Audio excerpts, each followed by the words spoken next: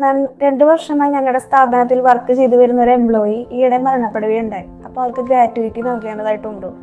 1972 payment of gratuity act പ്രകാരം നമുക്ക് എല്ലാവർക്കും അറിയാം, 5 വർഷത്തെ കണ്ടിന്യൂസ് സർവീസോടുകൂടെ ഒരു എംപ്ലോയി നമ്മളുടെ അടുത്ത് നിന്ന് റിസൈൻ ചെയ്യുകയോ റിട്ടയർ ആവുകയോ സൂപ്പറാന്വേഷൻ മൂലമോ പിരിഞ്ഞു പോവുകയാണെങ്കിൽ എസ് എൻ എംപ്ലോയർ നമ്മൾ ഗ്രാറ്റുവിറ്റി കൊടുക്കണം.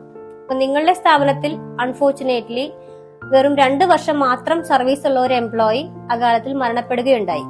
അങ്ങനെയുള്ള കേസിൽ നമ്മൾക്ക് സെക്ഷൻ 4 വളരെ വ്യക്തമായി പറയുന്നുണ്ട്, ഈ 5 കൊല്ലത്തെ കണ്ടീഷൻ ഈ പറയുന്ന മരണപ്പെടുകയോ അതല്ലെങ്കിൽ എന്തെങ്കിലും ഒരു ഡിസേബിൾമെന്റോ ആക്സിഡന്റോ സംഭവിക്കുകയാണെങ്കിൽ അതിന്റെ പേരിൽ അവർ പിരിഞ്ഞു പോവുകയാണെങ്കിൽ ഈ 5 കൊല്ലത്തെ സർവീസ് എന്നുള്ള ഒരു കണ്ടീഷൻ ആ കാര്യത്തിൽ ഇല്ല.